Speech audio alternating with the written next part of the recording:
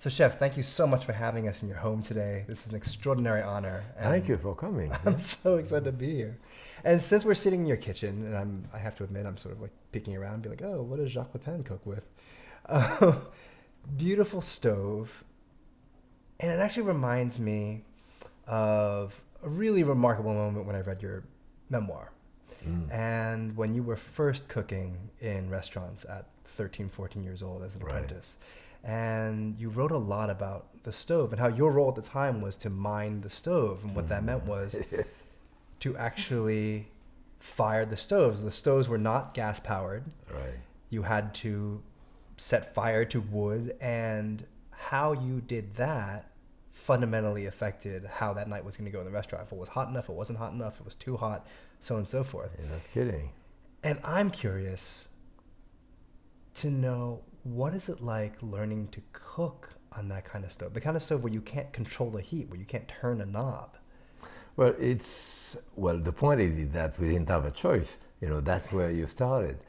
And it's a totally lost art, I mean, before it was a big part of the training, and we had a stove with about, in apprenticeship, probably 15 foot long by 8 foot wide, a big rectangle with 6 holes, and we started in the morning with a bit of paper and some wood, and then coal, and you start only 2 or 3 because you don't want to use too much stuff, and by the time it's 10:30 in the morning, then you start filling up the other station so that everyone has a place to cook.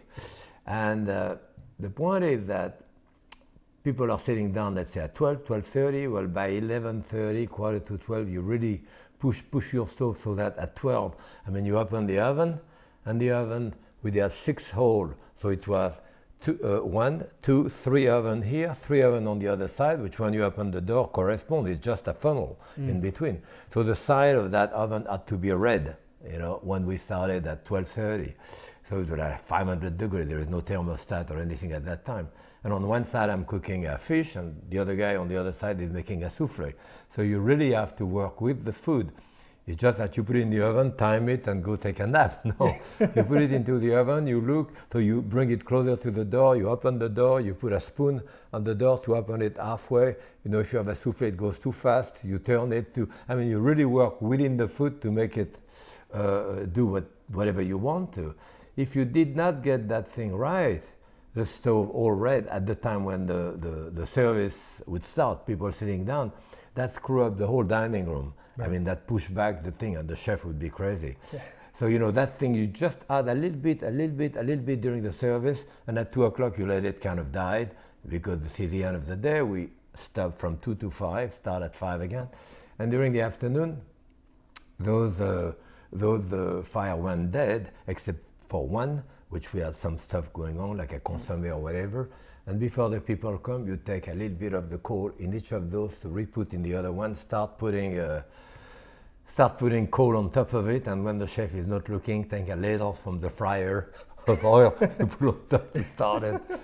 Yeah, so the whole work out of the stove, and the outside, we had a bar on the outside, which we had to mark with the sandpaper, this way, this way, this way, this way, and it was no stainless steel, of course, it was steel at the time, so it get rusty, and this was totally useless, just part of the rite or the habit of the kitchen. And so the stove was a big deal, yes. And I had that stove when I worked at the Plaza Athénée in Paris. We had 5 stoves like this in the kitchen. It was still with coal at the Plaza Athénée in Paris, and that was in the 50s. And I left the Plaza Athénée to come to America at the end of 50s, 59, and we still had that type of stove there. Yeah.